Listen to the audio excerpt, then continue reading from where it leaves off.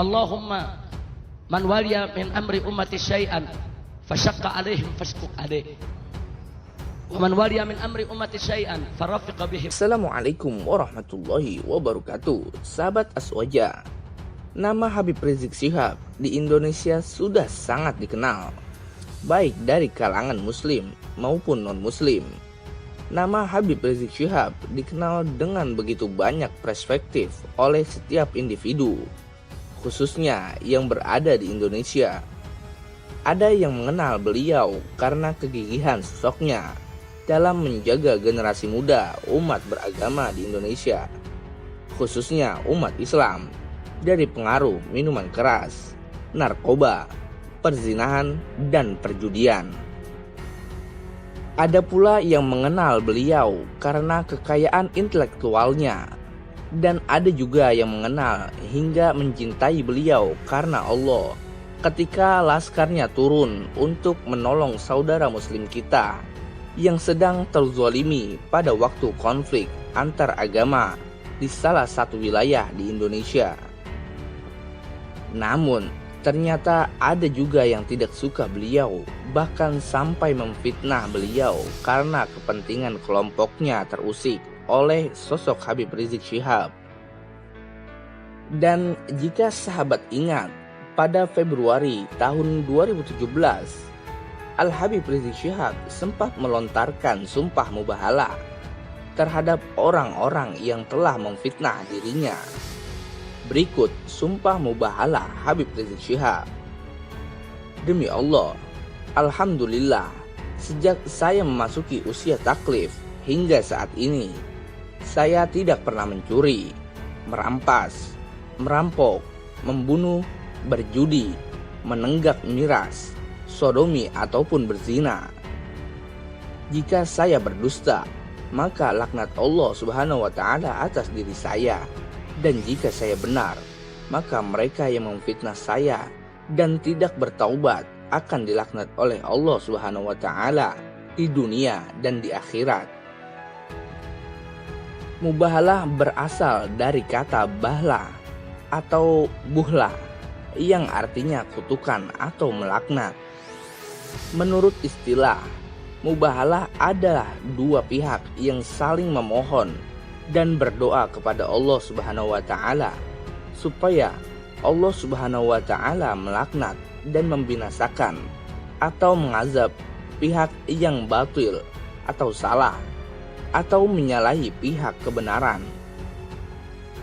Peristiwa mubahalah pernah dilakukan oleh Rasulullah Shallallahu alaihi wasallam terhadap pendeta Kristen dari Najran pada tahun ke-9 Hijriah.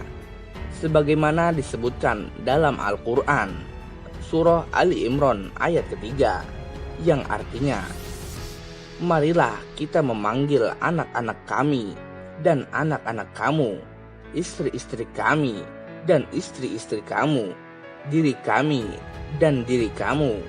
Kemudian, marilah kita bermubahalah kepada Allah dan kita meminta supaya laknat Allah ditimpakan kepada orang-orang yang dusta. Mubahalah atau bersumpah untuk menunjukkan siapa yang benar dan siapa yang salah. Hukum mubahalah adalah mubah atau diperbolehkan merujuk pada ayat Quran surah Ali Imran ayat ke-61. Siapa yang membantahmu tentang kisah Isa sesudah datang ilmu, yakni yang meyakinkan kamu, maka katakanlah kepadanya, marilah kita memanggil anak-anak kami dan anak-anak kamu, istri-istri kami dan istri-istri kamu, diri kami dan diri kamu. Kemudian marilah kita bermubahalah kepada Allah dan kita meminta supaya laknat Allah ditimpakan kepada orang-orang yang dusta.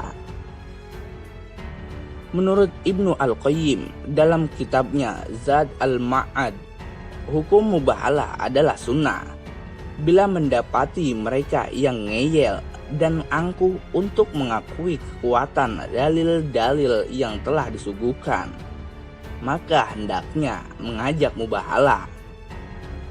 Risiko mubahalah. Risiko atau konsekuensi akibat mubahalah sangat besar, bahkan berujung kepada kematian.